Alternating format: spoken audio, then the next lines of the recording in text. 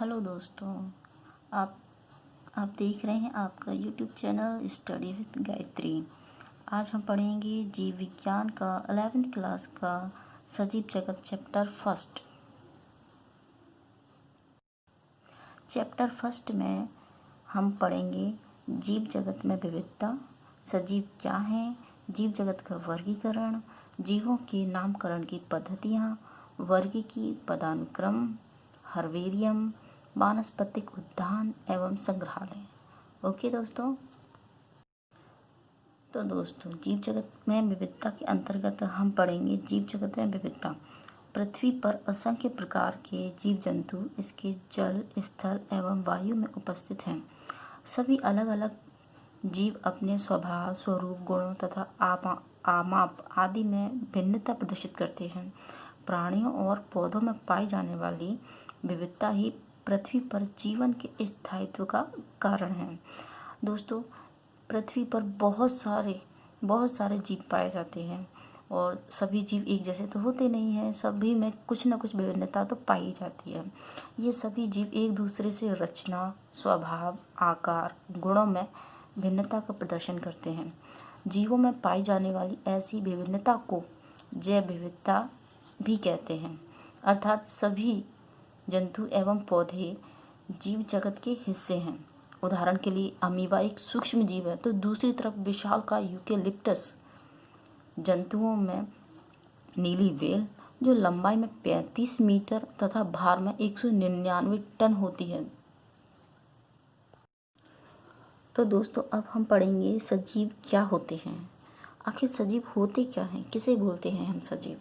तो दोस्तों, जीवों की कोशिकाओं में रासायनिक क्रियाओं का स्वनियंत्रण तथा स्वचालित प्रणाली के रूप में चलते रहने की जीवित होने का सबसे महत्वपूर्ण लक्षण है। अर्थात वो जीव जिनमें कोशिकाएं पाई जाती हैं और जिनमें रासायनिक क्रियाएं होती हैं और ये रासायनिक क्रियाएं स्वनियंत्रित और स्वचालित होती रहती हैं, उन्हें ही हम जीवित कहते हैं। जीवों में कुछ जैविक क्रियाएं होती हैं, इनके लक्षण ही जैविक लक्षण के नाम से जाने जाते हैं। दोस्तों, तो देखिए सजीव के लक्षण क्या क्या होते हैं। दोस्तों, पहला है निश्चित आकार एवं आमाप, अर्थात जो जीव अगर जीवित है तो उसमें कोई निश्चित आकार तो होगा ही।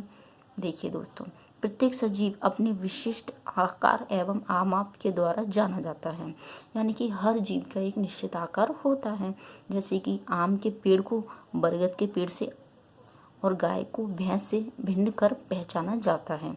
यानी कि दोस्तों देखो, गाय और भैंस को आप अलग अलग क्यों पहचान पाते हैं, क्योंकि उसका आकार, रंग, रूप सब अलग होता है। ठीक है ना दोस्तों। दूसरा पॉइंट आता है इसका संरचना एवं विशिष्टता। सजीव अनेक प्रकार के रसायनों से बने होते हैं जो निरंतर संश्लेषित होकर अन्य जैव अणुओं का निर्माण करते हैं। ये जैव अणु आपस में मिलकर कोशिकांग मिलकर कोशिका का निर्माण करते हैं। दोस्तों, ये जो जीव होते हैं वे जैव अणुओं से मिलकर बने होते हैं और जैव अणु कोशिकांग से और कोशिकांग से मिलकर कोशिका का निर्माण होता है।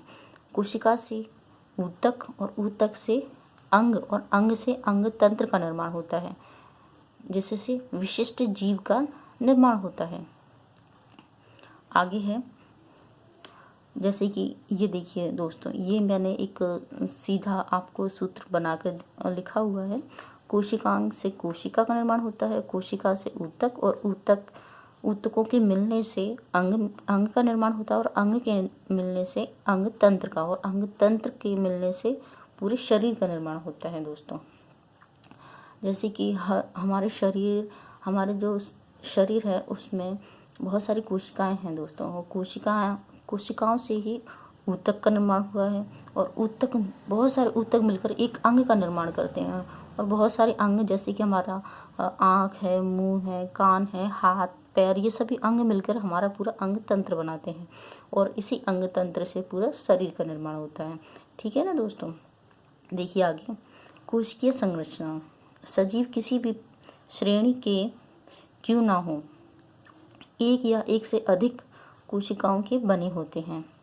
कोशिका शरीर में क्रियात्मक एवं संरचनात्मक इकाई की तरह कार्य करती है।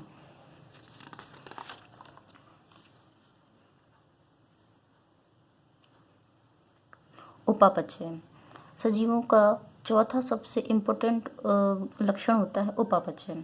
जीवित कोशिका या जीवों के विशिष्ट अंग में सरल रासायनिक पदार्थों से विशिष्ट या जटिल रासायनिक पदार्थों का संश्लेषण एवं जटिल रासायनिक पदार्थ से विघटन के फलस्वरूप सरल रासायनिक पदार्थों का निर्माण होना ही उपापचयी क्रिया कहलाता है।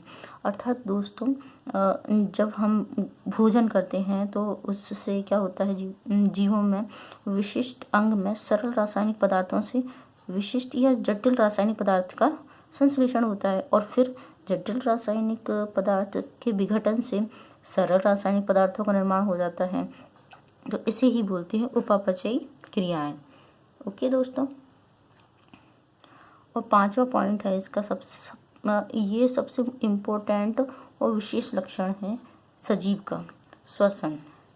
यह सजीवों का विशिष्ट लक्षण है जो उनके जीवित होने का एहसास कराता है। श्वसन में खाद्य पदार्थों के विघटन के फलस्वरूप ऊर्जा उत्पन्न होती है। हमारे शरीर में जो ऊर्जा उत्पन्न होती है वो श्वसन के कारण ही उत्पन्न होती है। और छठवां लक्षण है पोषण।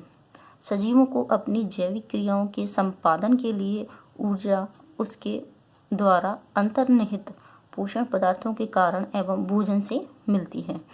प्रत्येक सजीव को जो ऊर्जा मिलती है वो पोषण के द्वारा मिलती है, क्योंकि कोई भी जीव हो अगर वो पोषण नहीं लेगा, वो खाना नहीं खाएगा या फिर भोजन नहीं करेगा तो उसे ऊर्जा कहाँ से मिलेगी। इसलिए अगर वो जीव सजीव है तो पोषण भी करता होगा। तो ये उसका छठवां लक्षण है पोषण। आगे देखिए दोस्तों, वृद्धि। सातवां लक्षण है वृद्धि। वृद्धि सजीवों में उपापचयी क्रियाओं के फलस्वरूप वृद्धि संपन्न होती है। वृद्धि सजीवों में लंबाई, चौड़ाई आदि जैसे लक्षणों में स्थायी परिवर्तन है। तो दोस्तों, वृद्धि किसे कहते हैं?